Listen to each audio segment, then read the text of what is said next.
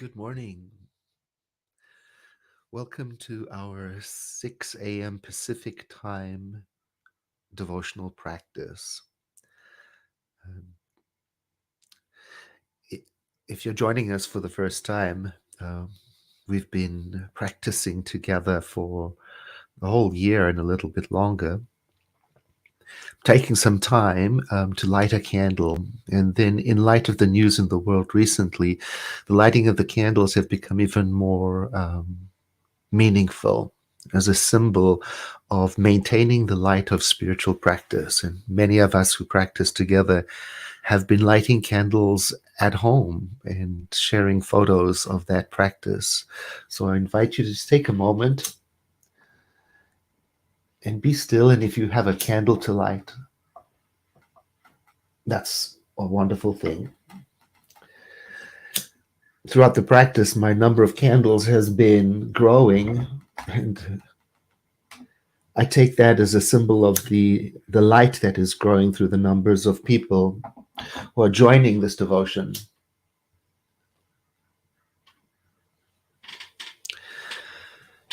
And the way we have been practicing is to use 365 Science of Mind, a year of daily wisdom by Ernest Holmes, to reflect on, then have some prayer.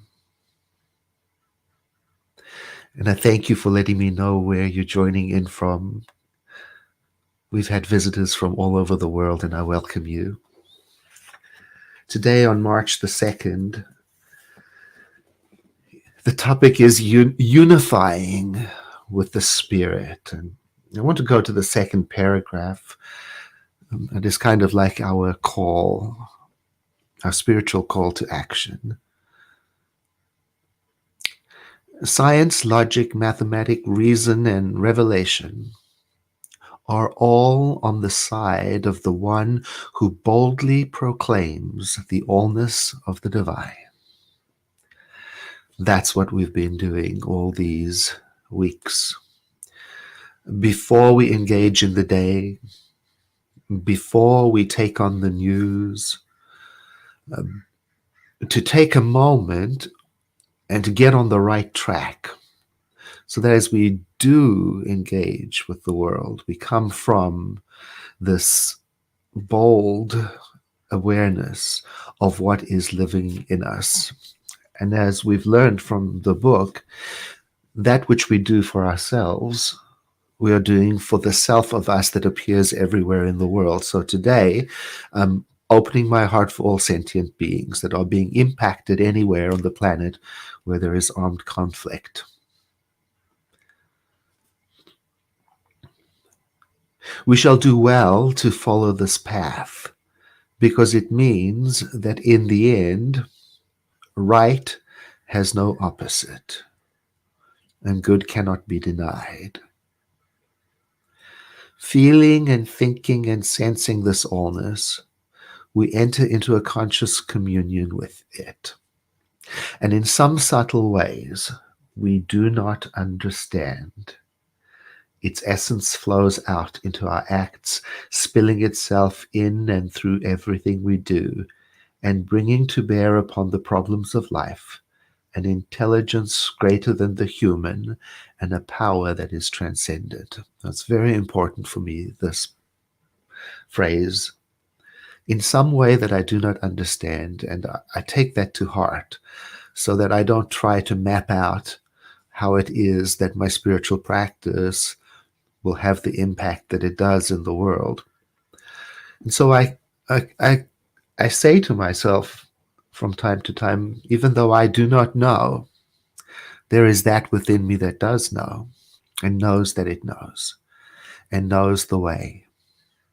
So I want to take a moment to just acknowledge what a soulful practice this is. I want to acknowledge the collective grief, stress, and helplessness and pain the world is feeling. And I know about helplessness, how it can sometimes cause me to become frozen, and it can sometimes cause me to doubt what I can do and then stop doing the little things I do and can do to help. So this practice for me, and I've heard from many of you, has been a call back to standing in our spiritual identity, to draw courage from it and to not wither. And importantly, to realize I'm not doing it just for myself.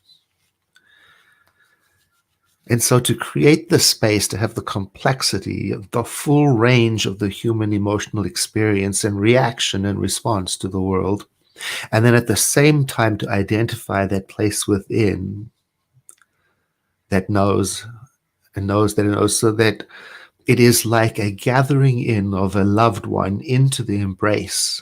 Think of somebody you love very, very much who's having a difficult time, and how you can love them despite the difficult time that they may be going through.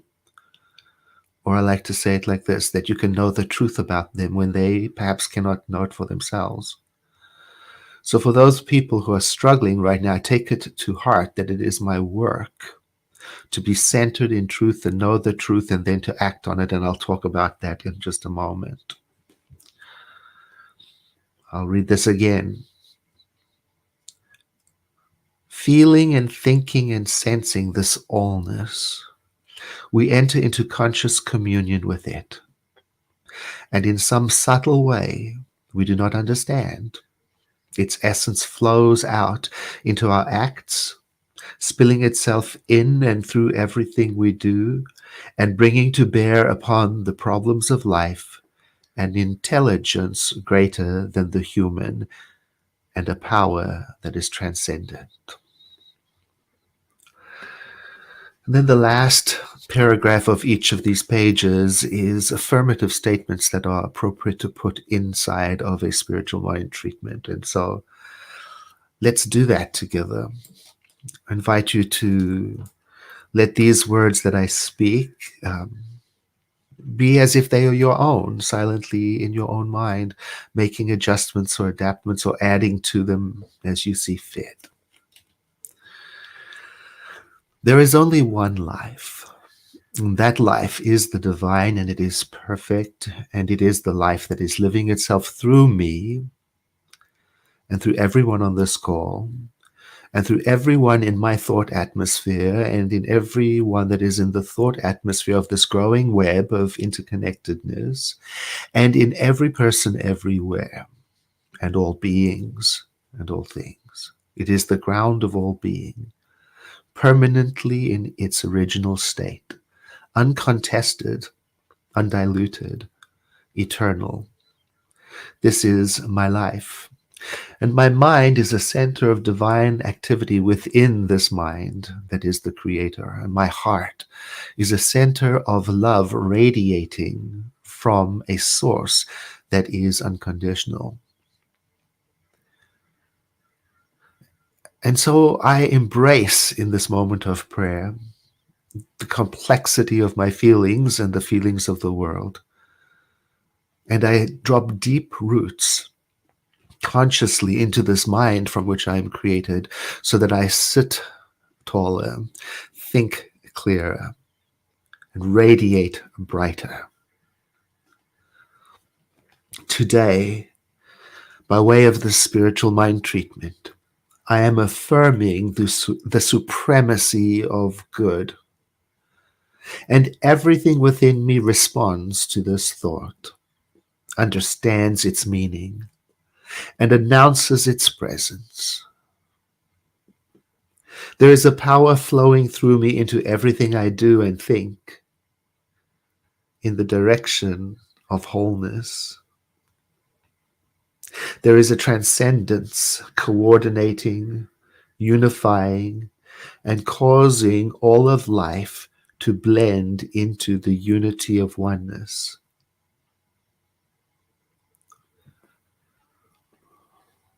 Just as a child accepts life without question and love without argument, so do I spontaneously accept the operation of this power as the divine governor in all of life, the divine provider. and the divine presence diffusing through all my thinking.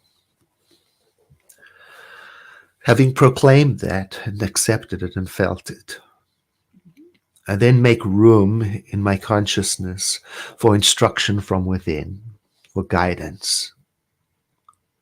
I declare that there is that within me that does guide, and I declare I'm open to it.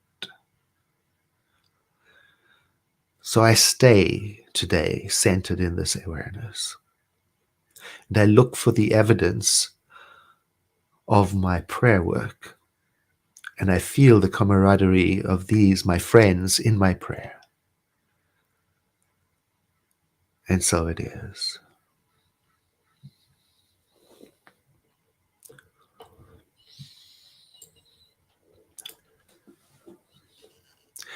At the end of each page of these daily devotionals, sometimes it's at the beginning, there is a biblical quote.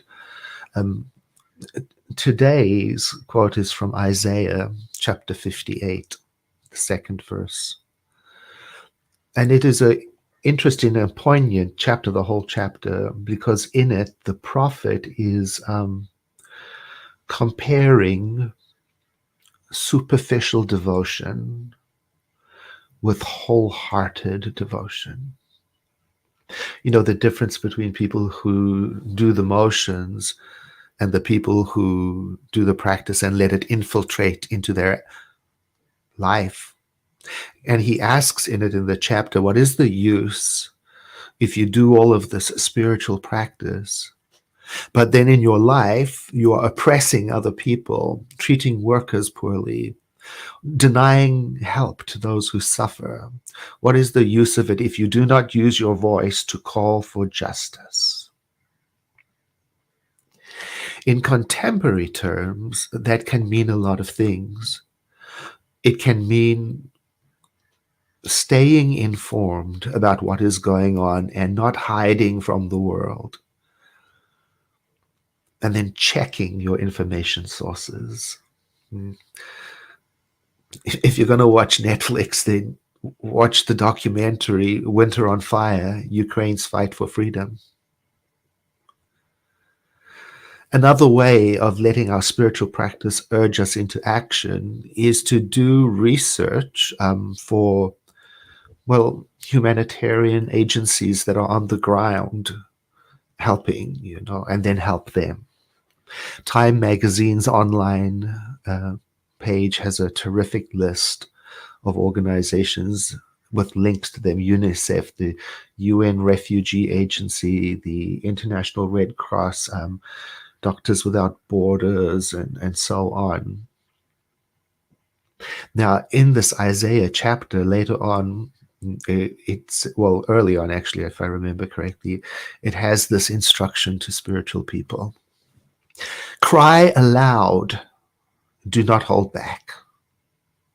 Day after day, seek the consciousness of the divine and know its ways. And then be that in the world. Be the translation of spirituality into action in the world.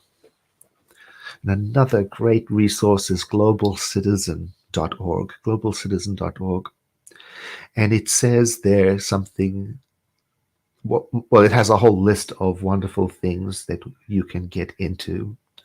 It says if you're following and keeping up to date, you're already doing that, keeping up to date with the ongoing situation on the ground, but you're still wanting to do more, or maybe you don't have financial means to donate, consider joining demonstrators around the world, because it's happening from London to Tokyo, who have taken to the streets to protest the invasion of Ukraine, and have a link to where you can find your nearest demonstration.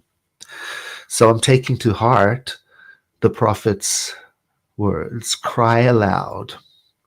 And to that, I take, boldly proclaim the allness of God. Boldly proclaim it. Speak for unity, speak for love, speak for oneness, speak for truth, speak for help, and stand in that spiritual authority and trust the consciousness that you are establishing through this practice. Trust it to do the heavy lifting, even though I or you may not know how that comes to pass. After every broadcast, when it's over, I just sit here and I invite you to do the same. With no agenda, just to be present for the whole range of what's going on in me, and to stay close to the consciousness of devotion. Sometimes it takes 5 minutes, sometimes it's an hour. And lately I've been leaving one of these candles burning throughout the day as a visual reminder of the work in consciousness I'm doing, so that every time I look at it, I link back and I think of you, and I think of the people we are holding in our hearts. I thank you in advance for sharing this post and helping me do my work as spiritual leader by practicing with you and proclaiming boldly to the world the authority of the living Spirit that lives through us as us.